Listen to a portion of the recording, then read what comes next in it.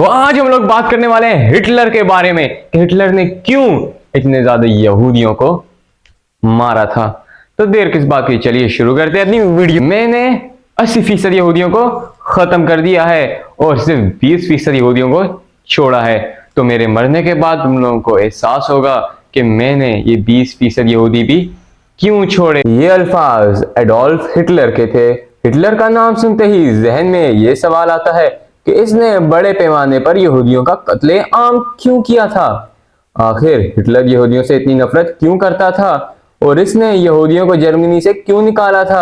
अगर इन सवालों पर नजर डालें तो इनके जवाब में कई किताबें लिखी जा चुकी हैं, लेकिन सबसे सही बात यह है कि हिटलर जर्मन लोगों को दुनिया की बेहतरीन नस्ल समझता था। इसका ख्याल था कि सिर्फ जर्मन लोगों को ही दुनिया पर हुक्मरानी का हक हासिल है और जर्मनी की तरक्की के लिए जरूरी है कि मुल्क से तमाम गद्दार खत्म कर दिए जाएं।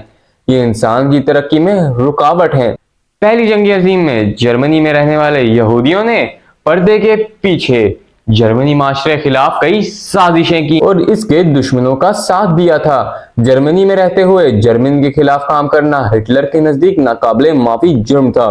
वो इनकी पुरानी तारीख से भी वाकिफ था कि कैसे इन्होंने अल्लाह के पैगंबरों से गद्दारी की और एक ईसाई होने के नाते वो इससे भी वाकिफ था कि यहूदी उलमा ही थे जिन्होंने हजरत ईसा अलैहिस्सलाम को सलीब डलवाने में अहम किरदार अदा किया था। मलकियत हासिल करने पर पाबंदी लगा दी गई। इसी वक्त पुराने जमाने के चंद सूदखोरी यानी पैसे की सूद समेत लेन देन की इजाजत नहीं देते थे। रूस की खुफिया पुलिस के एक अहलकार ने बुजुर्गों के प्रोटोकॉल तैयार किए।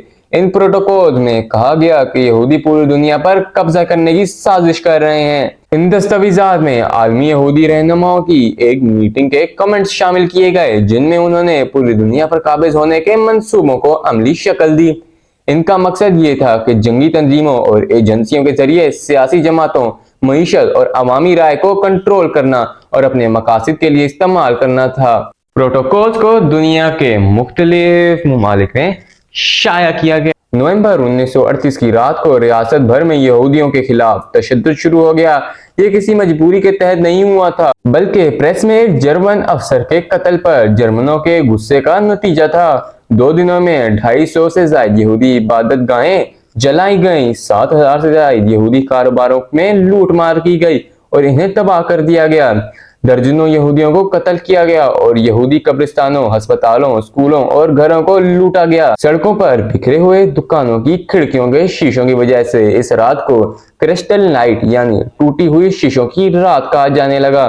इसके बाद जर्मनी के 30,000 यहूदी मर्दों को गिरफ्तार करके हिरासती कैंपों में भेज दिया गया, जहां इनमें से सैकड़ों हलाक हो गए। कुछ यहूदी औरतों को भी गिरफ्तार करके मकामी थानों में भेज दिया गया। यहूदियों के कारोबारों को दोबारा खोलने की इजाजत नहीं दी गई जब तक कि इनका इंतजाम यहूदियों के हाथों से ना लिया गया हो। यहूदियों पर कर्फ्यू लगा दिया गया जिसकी वजह से उनके घर से बाहर निकलने के तमाम औकात महदूद हो गए। क्रिस्टल नाइट के बाद जर्मनी और ऑस्ट्रिया के यहूदी बच्चों और नौजवानों की जिंदगी और भी मुश्किल हो गई। इन पर पहले ही अजाइब घरों, अवामी पार्कों और तैराकी के पोलों में दाखिले पर पाबंदियां लगा दी गई थीं। अब इन्हें सरकारी स्कूलों से भी निकाल दिया गया। आने वाले दिनों में यहूदी नौजवानों को मुकम्मल तौर पर मुश्किलात का सामना करना पड़ा। मायूसी में कई यहूदियों ने खुदकुशी कर ली। ज्यादातर खानदानों ने मुल्क से भागने की कोशिश की। तकरीबन 17,000 पोइश यहूदियों को जर्मनी से निकाल दिया गया। ये सब इनकी जर्मनी के खिलाफ साजिशों और जराइम में मुलविस होने के बाद किया जा रहा था। 9 नवंबर 1938 को प्रेस में एक जर्मन सफारतकार को कत्ल कर दिया गया। इसके बाद यहूदियों को निशाना बनाकर सरकारी फौजों ने इन्हें गिरफ्तार करना शुरू कर दिया। हिटलर के चांसलर बनने के 2 माह बाद अप्रैल 1947 में यहूदियों के खिलाफ कार्रवाइयां शुरू हो गईं। इन कवानीन में एक आर्यन पैराग्राफ शामिल था जिसके तहत यहूदियों को माशरे से निकाल दिया गया था। हुकूमत के तमाम मुलाजमीन को अपनी आर्यन नस्ल के सबूत में दस्तावेजात पेश करने की जरूरत पड़ गई। अगस्त 1938 में यहूदियों के लिए नया कानून बनाया गया कि इन्हें अपने पहले नाम के साथ एक यहूदी नाम शामिल करना लाजमी होगा। मर्दों को इसराइल और औरतों को सारा का नाम दिया गया। मर्द अपने नाम के साथ इसराइल लगाएंगे और औरतें अपने नाम के साथ सारा लगाएंगी ताकि इनकी यहूदी शिनाख्त वाज़ेह हो सके। अक्टूबर में जर्मन हुकूमत ने यहूदियों के तमाम पासपोर्ट जब्त कर लिए और इन्हें नए पासपोर्ट जारी किए जिन पर यहूदी शिनाख्त का निशान होता था। सितंबर 1941 में जर्मनी में यहूदियों की शनाख्त के लिए एक कानून बनाया गया कि 6 साल की उम्र से ज्यादा के यहूदियों को अपने कपड़ों पर पीले रंग का यहूदी सितारा पहनना लाजमी होगा। इस पर काले हरूफ में यहूदी लिखा गया था। इस कानून के बाद अक्टूबर में यहूदियों की जर्मनी से जबरी जलावतनी शुरू हो गई। मार्च 1942 में यहूदियों के लिए अपनी रिहाइश गाहों पर यहूदी सितारे की अलामत की नुमाइश करना लाजमी करार दे दिया गया। नाजियों ने यहूदियों की इस नस्लकुशी को होलोकास्ट का नाम दिया गया। होलोकास्ट एक ऐसा लफ्ज है जिसका अगर आप नाम लेंगे तो आपको 3 से 10 साल तक की कैद हो सकती है। अगर आप अपने सोशल मीडिया पर कहीं पे भी होलोकास्ट का लफ्ज इस्तेमाल कर लें तो आपका अकाउंट फौरन ब्लॉक हो जाएगा। यहूदियों ने इस लफ्ज का बड़ा नाजायज फायदा उठाया, मजलूम बनकर अपनी नस्लकुशी का इतना चर्चा किया कि सारी दुनिया यहाँ तक कि जर्मन भी यहूदियों के साथ मिलकर आज तक आंसू बहाते हैं। नस्लकुशी किसी कौम की मजबूती को खत्म करती है।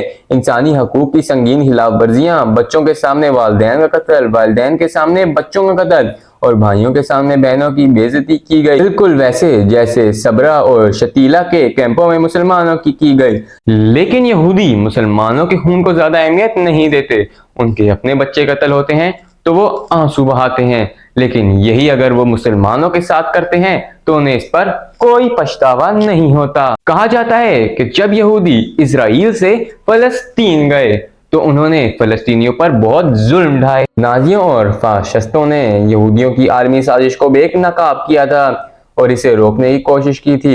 यहूदियों ने अपने कदम जमाने के बाद अपने मंसूबों पर कामयाबी से अमल शुरू कर दिया। इस बार ईसाई दुनिया भी यहूदियों के साथ है क्योंकि वो यहूदियों को मजलूम समझते हैं और इनके खिलाफ कोई बात करने को बहुत बड़ा गुनाह समझते हैं। तो उम्मीद है कि आप लोगों को वीडियो अच्छी लगी होगी। अगर अच्छी लगी है तो लाइक लाजमी कर दीजिएगा और हमारे चैनल को सब्सक्राइब भी लाजमी कर दीजिएगा। मिलते हैं इंशाल्लाह अगली वीडियो में, तब तक के लिए अल्लाह हाफिज।